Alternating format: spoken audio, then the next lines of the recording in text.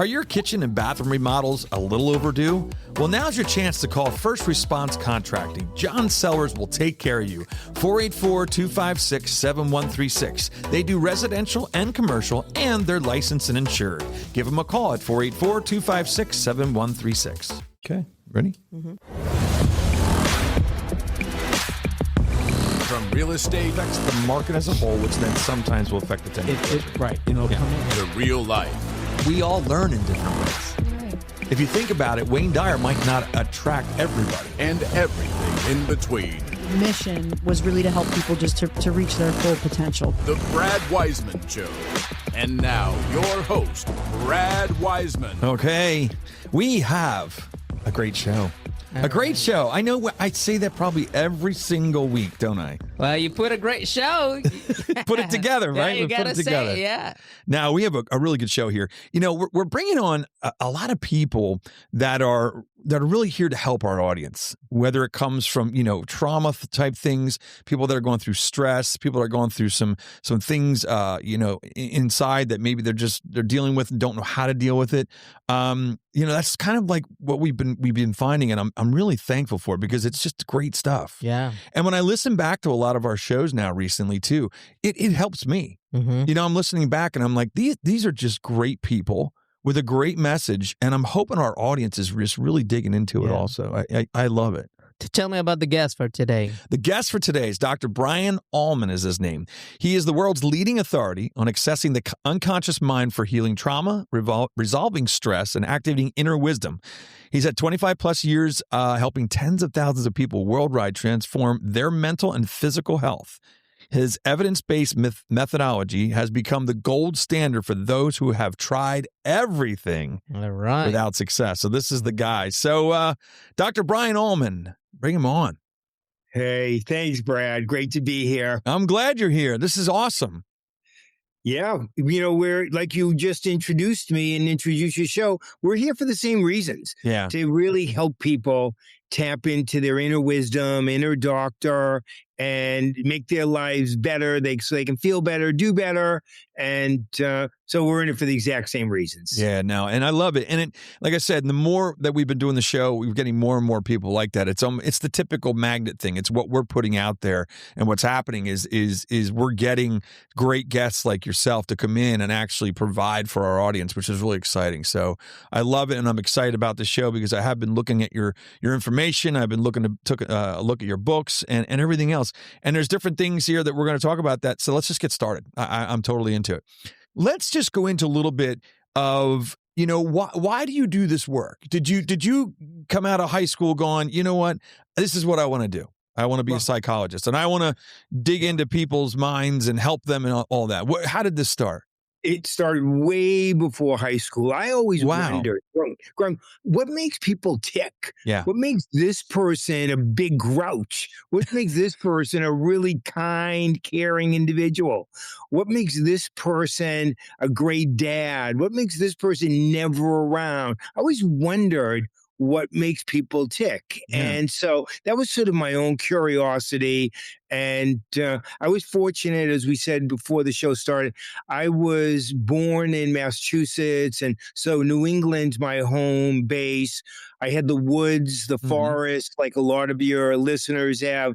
Mother Nature all around them. That's a great teacher. And of course, if you're in Mother Nature, you're very curious because you want to stay safe. You want to know how you got there so you can get back out.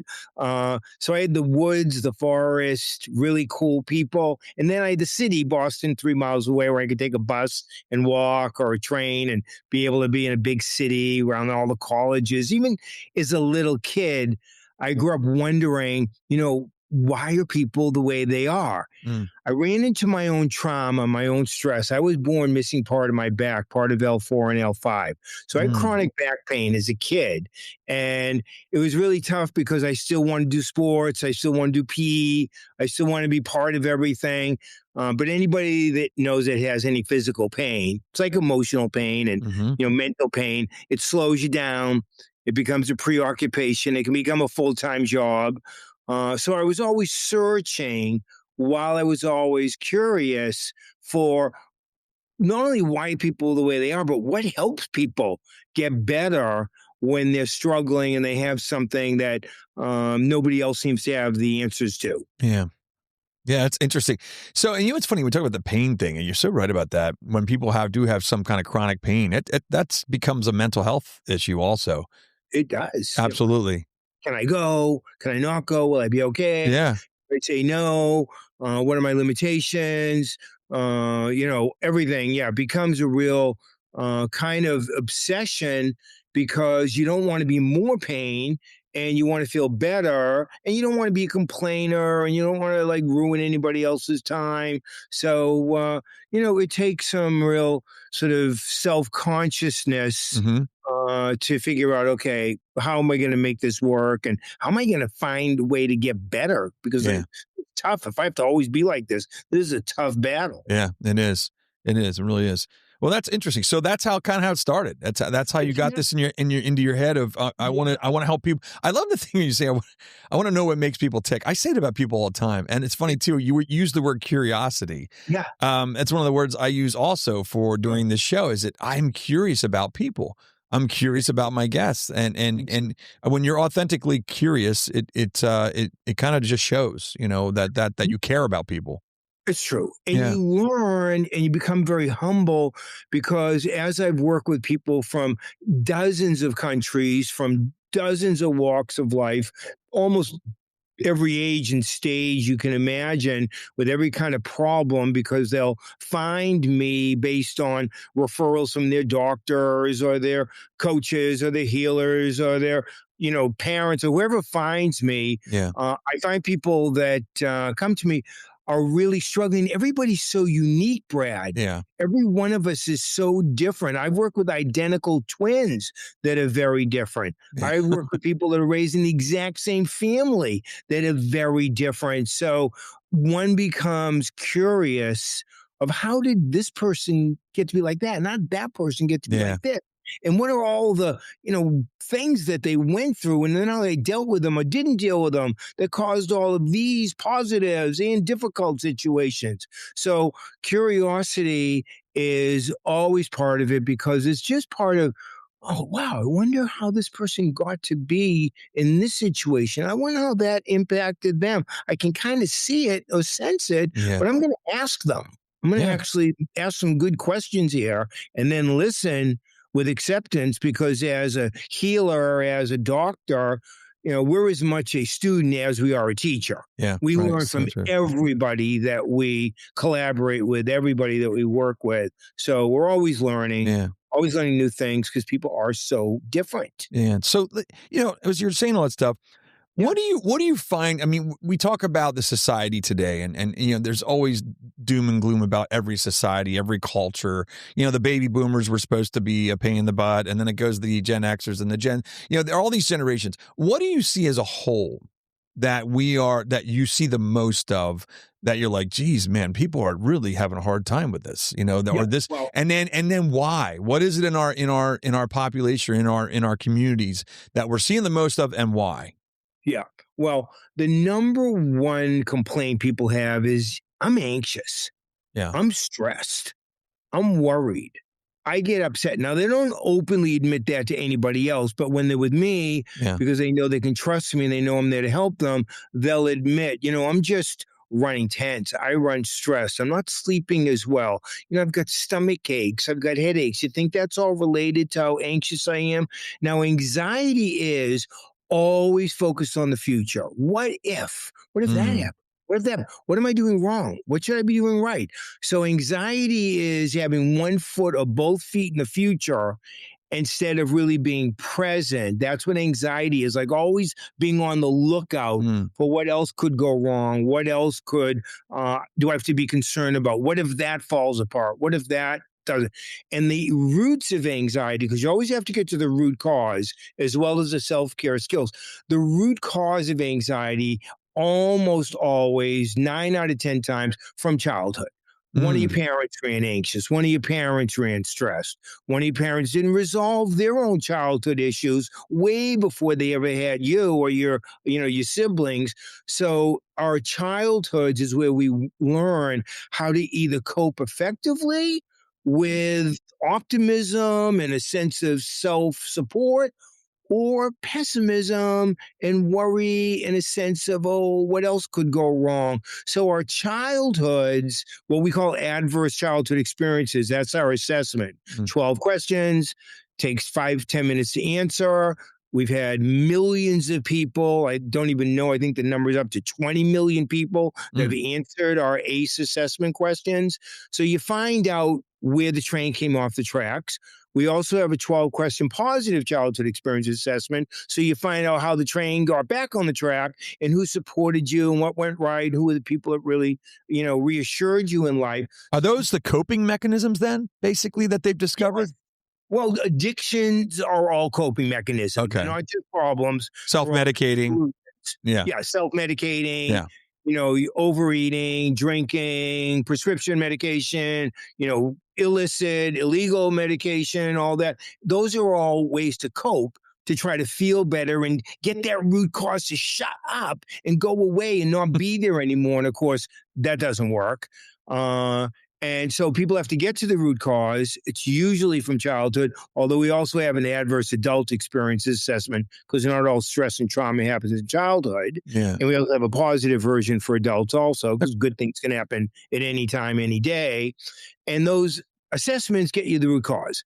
Once you resolve the root cause and heal it and do the emotional work that's needed, then you can get to the self-care skills that you want to integrate into your daily life for calm, for dealing with anxiety, for dealing with being down or depressed, for dealing with difficult people, for dealing with, the most powerful pharmacy in the world in between ears is your brain, which can be your best friend or the biggest pain in the depending on what mood you're in.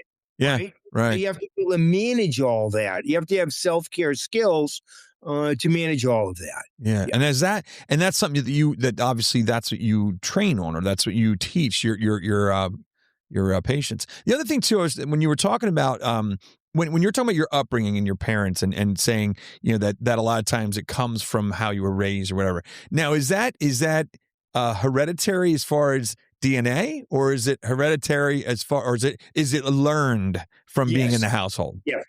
85% of our longevity, our quality of life, whether we're going to get sick, what kind of sickness, whether we're going to be overweight or not, 85% of that is lifestyle, influences of the people around us, our choices and what we do, or our coping skills of how we're trying to deal with everything.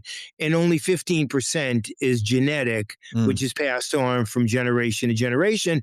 But tough times it's called epigenetics, where our genes actually hold the keys to what's going on with us emotionally and mentally. So what we're feeling and thinking actually impacts our genes. In other words, everybody creates 200 to 300 cancer cells every single day of their life. Wow. Now, the immune system knows how to fight those off and kind of get them to be exiting and not replicate and not go anywhere. And then if our immune systems are caught up trying to cope with our anxiety or deal with our worries or, deal with our abuses or the neglect that we went through. So now our immune systems are preoccupied. They have another job, which is just trying to help us cope. Then the cancer cells can replicate and travel and become much bigger problems. But most people don't even know that all of us are having those every single day and that our immune systems know what to do with it. When our immune systems are healthy, in other words, when we're emotionally and mentally healthy, our physical bodies will know what to do with those kinds of abnormalities. When our, immune systems are preoccupied with, I don't feel good, oh, I'm miserable, why'd they do that to me, oh, I'm so lonely, oh, I'm so unhappy, and we don't resolve those childhood experiences, then your immune system's tied up with other things, and next thing you know, autoimmune illnesses, cardiovascular disease, cancer. Now, this is all science-based. Yeah, it's amazing. Science. This is, thousands, even tens of thousands of peer-reviewed medical journal articles. This isn't just, anecdotal or good stories about certain people or bad stories about certain people. This is how we work. This is how we take. So then that also then leads into a positive mindset, having the right mindset, being able to not be stressed out about things that we can't control. That is helping our health, our actual physical health. Hey guys, I want to take a second and thank Comfort Pro. Since 2001, Comfort Pro has been helping customers stay comfortable where they live, work, and play. They have 24/7 emergency service and a 100% customer satisfaction guarantee. If you need help with your heating and air conditioning or indoor air quality, call Comfort Pro at 484-917-1803. Mention the show and receive a free humidifier with the installation of a complete system. Definitely. And I think the key point there, Brad, though, is that we have to go into what's troubling us. We have to go into our adversities, our adverse adult experiences, our adverse childhood experiences, our problems with our relationship, our problems with work. We have to go into that and heal it and resolve it and deal with it before a positive mindset will be any use at all. In other words, what we're feeling is like the roots of a tree. Okay, you've got to get to the roots. Right. And then the stem of the tree is what we're thinking. Okay, so you can change the stem as much as you want, but you have to get to the roots. And then the branches are the result. Those are our behaviors. Those are things that we do. But on that picture, if everybody can picture a tree and the roots and the whole stem and then the branches, we all have, like trees, rings of a tree. You still, Brad, have the 1-year-old you inside. You could cry like a baby in a situation. You still have the 5-year-old you. I don't want to listen to anybody. I just want to do what I want to do. I want to just play. That one comes out a lot, actually. You still have the 14-year-old you. Don't tell me what to do. And that one, I have that one a lot. Okay. So we still have all of the years of our lives, all of the rings of the tree inside of us. And the present ring, the present Brad, the present me, the present listeners, all of you want to have the present you take care of all those younger yous that maybe went through a drought year or a rainy year or a difficult year. But if you know anything about Mother Nature, you wouldn't cut the tree in half, dig out the drought rainy years and try to glue the tree back together. That would be a very bad idea. Yeah. Because you know what would happen. Yeah. Okay. So what we need to do is keep the tree whole, get our present self as healthy as possible, get to the roots, those tough years, those drought, rainy, difficult years, okay? And understand we have to reassure, support, accept, help those parts of us, as opposed to what people say, oh, you need to have a positive mindset. You need to stop being negative. Well, guess what? The negative, critical, inner judge part of all of us has a lifetime membership. You could not get rid of a lobotomy. So if you have a lobotomy scheduled, cancel it immediately. That would be like cutting the tree to dig out the tough years.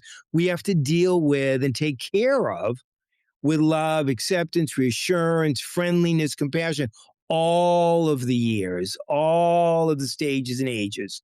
So we don't deny it. We don't deny it. We accept it. It's going to be there. Yeah.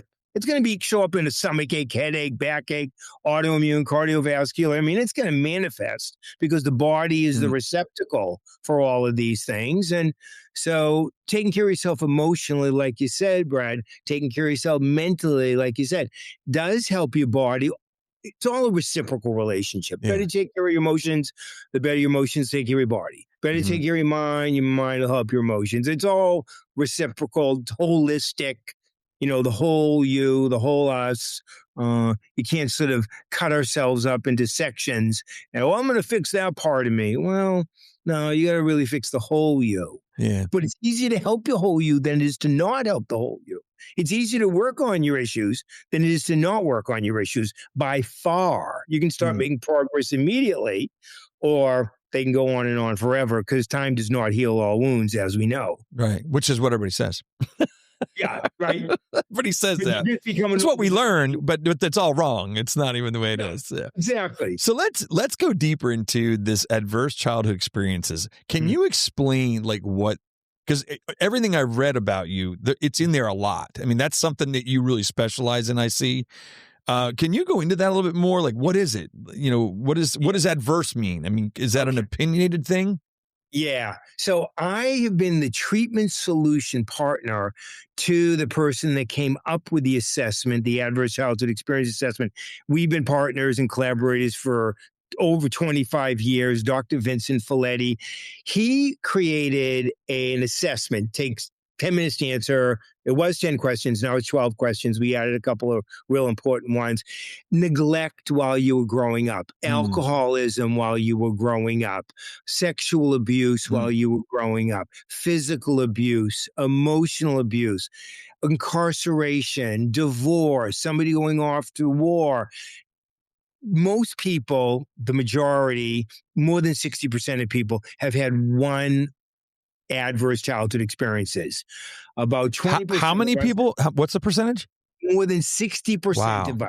That's more incredible. than half of us. So you ask somebody, did you ever, and this is the 11th question that we had, did you ever have an experience that was stressful, difficult, or traumatic while you were growing up? And everybody, I mean, we find everybody says yes. Yeah, I flunked first grade. That was mine. One of mine. Yeah. And that's traumatic as a kid. I mean, that's really hard as a kid. First grade. Yeah. Your peers, your parents, your teachers, your relatives. It is for a kid that age, that is traumatic. Now, most of the time that stays unresolved, and then it gets, in the body and the emotions and the mind and the manifest until we finally realize, oh my God, now I know I've been smoking for 25 years. Now I know why I drink too much. Now I know I can't stay in a relationship because I never resolved that low self-esteem impact that failing first grade caused me. As soon as you start dealing with it, everything improves immediately and long term. So there's a real vote to deal with our adverse childhood experiences or our adverse adult experiences. Yeah. Got laid off, had to move, ran into financial trouble, went through a separation or divorce. So one of my kids has been struggling. So we have adverse life experiences, and they're all those that I mentioned and more. And then everybody kind of adds their own in that 11th question. Do you ever go through anything like you just shared, Brad? And so those questions are essential. And then they come to me, Dr. Folletti referred to me, and this is what I've been doing for decades, is what our first 15 books are all about, is the treatment solutions. That's the part I love, is how do I help people help themselves to heal and resolve right away and long term. Yeah. Is there a common way to heal? Yeah, there is. There's not that everybody heals the same way, but is there a common way is there something that obviously identifying what it is, that's got to be huge, right? Number one, that's awareness. Yeah, awareness is because you can't work on anything if you don't know about it. Right. That's the assessment. That's number one, awareness. Right. The second one is really being able to accept what we've gone through. So accept that we were neglected. Dr. Folletti and I had the same exact ACE, adverse childhood experience. We've done videos. We've written about it. Both of our dads worked too much, were never around. We hardly ever saw them. So that neglect of an important male role model was really painful for us. Now, we both found an uncle, a friend's dad. We had other people that really stepped in for us, but that neglect was really tough for both of us. And that motivated us to help people with their ACEs. But that was our own at the time. And it manifested for him physically. He actually left college his first year for a whole year or almost a whole year. Chronic migraine headaches. They couldn't figure out what was wrong. It was emotional. He overheard his parents talking they might get a divorce. He never even thought that was a possibility, and it just hit him like a ton of bricks. Okay, and mine was a little bit more gradual, and it was really painful, really difficult. But the common steps is starting off with awareness, answering those adverse childhood, adverse adult experiences, which are all free at truesage.com. They're all in the Enlighten app. So everybody can answer them and, be done in 10 minutes and have the lights go on and be amazed at that's the year that I gained all that weight. That's the year I started, doing drugs. That's the year I started drinking. At what age did that first happen? Why then? Yeah. When did you start being addicted? When did you start having problems? Why then? Why not 2 years earlier, 5 years later? Oh, so that's more awareness. That's more acceptance. Then you have to find ways to express yourself. Sports, working out, journaling, friendships, counseling, whatever you need to, you have to find ways to get it out, to release it. And that's where we all are different. We have our own way. Some of us want to do it alone. Mhm. Some of us want to do it with others. Groups work, journals work. There's all kinds of things that work. Then, and this is the sort of the catch where I mentioned a few minutes ago that people get stuck on. After you have all that awareness, acceptance, all that letting go, when in doubt, let go. Then you have to go through that inner judge, that inner critic. Oh, well, you're not trying hard. That was 20 years ago. What's the matter with you? You should be over that by now. People have been through a lot worse than that. What are you kidding me? You have to get through that inner critic, inner judge, and be aware and express that, because that will stop your progress if you don't, because most people get stuck there for, I would say, lifetime. Right, because your problem's not big enough. Exactly. Right? Exactly. Everybody else's problem is bigger. So why am I? What's the big deal? Yeah. Oh, yeah. A lot of people have a lot worse than you. Yep, Okay. yep. Okay. So you have to get through that inner judge. That's a huge one. Acceptance, awareness, expression. Then you can get to your inner wisdom. Then you can get to your true authentic self. Then you can get to what I call your true sage, your wisdom, your inner doctor. It's always available 24/7, no appointment necessary, but you have to go through these steps. And like we were saying earlier, Brad, you have to really be supportive of all those ages and stages, all those rings of the tree, all those things you've been through, even maybe some of the things that your parents or your siblings went through that impacted you. You have to work with it. Yeah. You got to be supportive as opposed to judgmental. And the techniques are, all the techniques in the app are 2 to 3 minutes. They're all videos where people learn actual techniques, solutions. So the answers are right at the palm of your hand. They're all available, and they're actually pretty fun to learn. That's what we hear all the time. That was really helpful, and I enjoy that. And then they can use it for, I would think that if other things come up in their adult life, they can hopefully use what you've taught them to do the same thing with those other things that come up. And so in kind of funny, rhetorical, maybe sarcastic question is, doesn't something come up every day? I mean, we go through something every day. Oh, absolutely. Like, my goodness gracious. Yeah, absolutely. It's and I think it's all about knowing how to process it and knowing that it's okay that you process it a certain way, and also like just identifying these things is the big thing. Is identifying. I always say that about anything, being a dad or being a husband. I'm not perfect. But the thing for me, we had Mitchell Osmond on. I don't know if you ever heard of him before. He's the Dad Nation. He's awesome, really good guy. And we went back and forth because he's a dad and he's a husband. And I said, you're not. You look at somebody like him and you think, what, are you perfect with all this stuff or no? And he goes, hell no. He said, he goes, I have to. He said, but the thing is I know about it. When I catch myself doing it, when I hear myself saying something that I know is wrong, at least I'm aware. Right. Well, awareness is huge, but truthfully, it's not enough. I've been to India. I've been all around the world where people practice awareness for hundreds of years. Yeah. And awareness is interesting. It's like knowing you need to lose weight. Yeah. Everybody knows that. Knowing what you should eat. Everybody's aware of that. Knowing that you should stop doing this. Everybody knows what they should do. Okay. Now, getting yourself to do what you know you should is a different project. Okay. So awareness has to bridge to not just acceptance. I'm going to give you a clue of something we learned from the ACE study, and that took us about probably 10 years to figure out. Wow. By listening to people, you have to develop unconditional acceptance.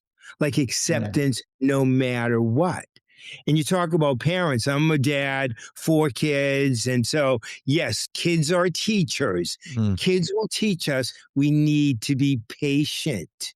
I used to, with my kids, I used to know because I have the awareness. Now, of course, transforming that into action is the big move. I knew patience was important. I could see it. So I used to breathe in and say the word patience to myself. And I would exhale and say my name to myself. So my kids would say to me, Dad, you take all these deep breaths. What do you take all these deep breaths for? And I say, oh, I'm just breathing. And inside I'm thinking, I'm saving your rear end. I'm controlling myself from not yelling and screaming. That's funny. Not so parent. I'm just taking deep breaths and I'd be breathing patience, Brian, because I knew patience as a parent was the most important thing. Absolutely. And to your point about being curious about people, I remembered the ages and stages I went through. I remembered when I was 5, 10, like you said, kindergarten, first grade. I remember those. So I knew as a parent, I want to treat my kids like I always wish somebody would treat me when I was their age. And that really helped me. So I would listen. I had their friends over all the time. I would take their friends with us when we did things, lots of activities, lots of time with them, never too busy. Work, but then had time off of work, kind of split that up nicely.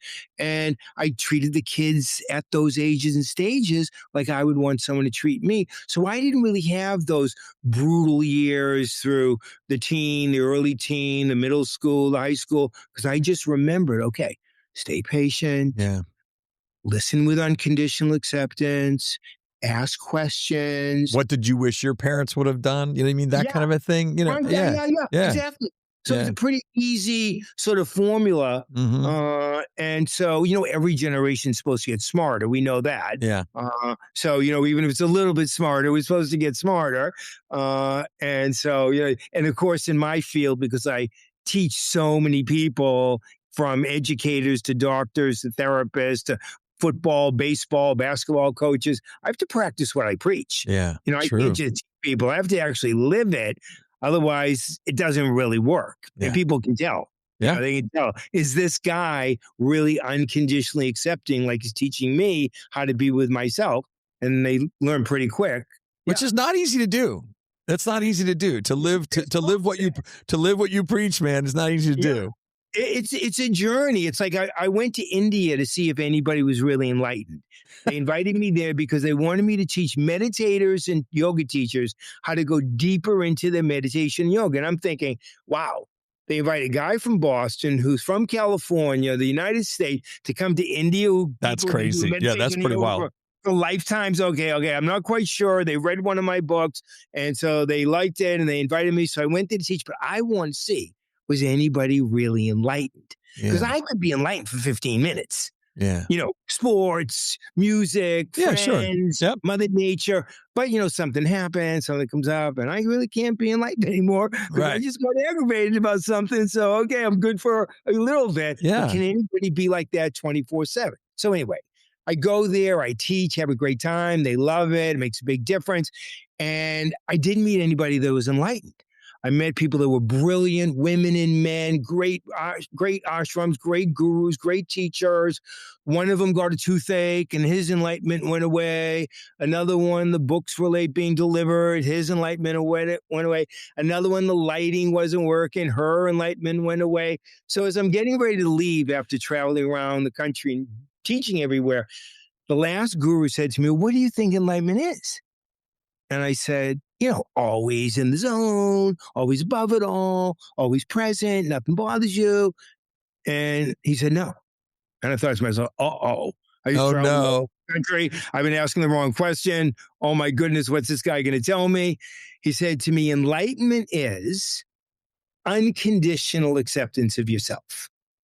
It's an interesting one. And then you try and think about what does that mean then? I changed it in my I changed the name of my app to Enlighten because I loved it. I didn't want to call it Enlightenment because I knew people would think what I thought. And I want people to think that I could teach them that. But your point, Brad, was very insightful, which is you don't reach enlightenment. You don't reach unconditional self-acceptance. It's a journey. It's a journey, yeah. Where you're really continually making progress and improving in every situation, not one day at a time, one situation at a time. So it's like walking a tightrope. Oh, I got it now. Oh, I better move this way. I better move that way. Yeah. Oh, I better adapt to this. So I better adjust to this. So it's an evolution. It's progress. It's staying committed to it. It's a journey, though. It's not an end result. Interesting. That's a very good description of that. That's awesome. We're going to actually, it's unbelievable. We've been talking here for more. We'll have to have you back on if you would love to do that. But let's just go into, before we wrap this up here, go into like the most recent books that you've written. And just, tell us what those are, where we can get them. And then how do we get in touch with you? What's the best way to get in touch with you for the audience to say, you know what, this guy really resonated with me and I want to see what he's about. Well, first of all, I am available, and I watched your podcast, and before we got on, I love them. Just like with me, I see how generous you are. And so I decided I want to match your generosity. So I created a technique, a video, a solution that everybody can get for free as a gift. All they have to do is mention, let's see, what's a beautiful word for us to use? Let's say acceptance. Perfect. Or maybe your word, we'll go with awareness. Awareness. Perfect. There we go. I'm on LinkedIn, posting every day. Friend me at LinkedIn, Facebook. I'm on TikTok. I'm on YouTube. I'm on Instagram. I'm on all of those platforms, making a video, new technique every day. Friend me there. Connect with me there. Say the word acceptance. Throw in Brad Weisman, whatever you want, and I will send you a technique that people like. And by the way, I gave you a 5-star rating at Apple. And I encourage everybody thank you. to do the same thing. I will definitely do the same thing. And I made some comments there also. You'll see. That's very kind. So that's the first thing, is I want to be as generous with your communities. You are. I see the way you are, and I want to match you on that, or at least try. Appreciate it. All of my books are basically on Amazon. Most recent is called From Trauma to Enlightenment. Now you know why Dr. Fletty and I named the book that. You know how we define enlightenment. Yep. It's not up above it all in the Himalayas. It's at unconditional self-acceptance.